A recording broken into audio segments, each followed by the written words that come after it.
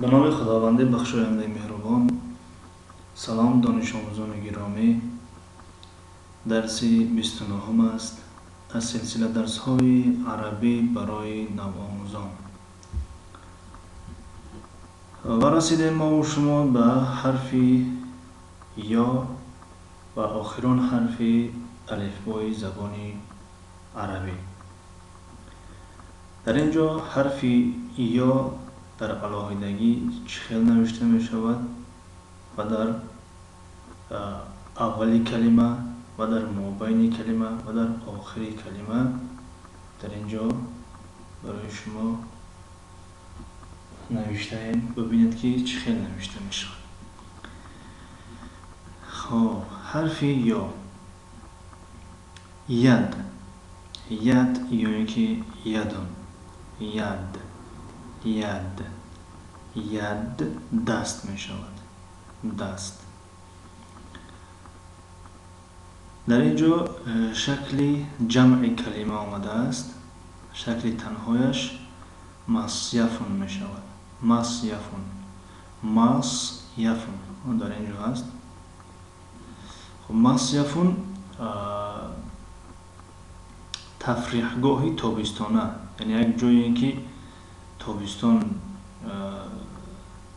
مردم می روند در آنجا استراحت میکنند. خب لبی بحر است، لبی چشمه است، لبی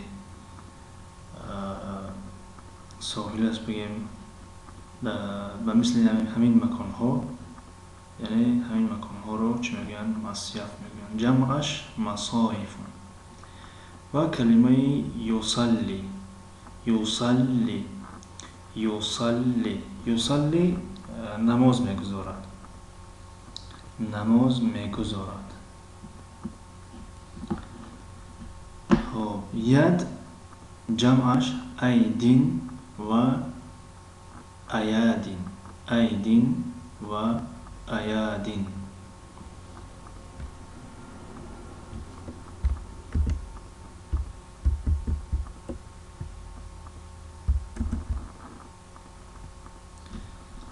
خب این خیلی کنیم اگر بفکرم فهمتر میشه یا که واضح نیست. ایدون، یدون جمعش ایدین و ایادین.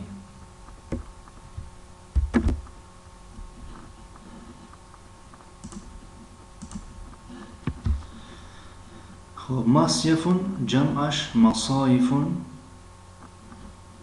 تفریحگاهی تابستانه.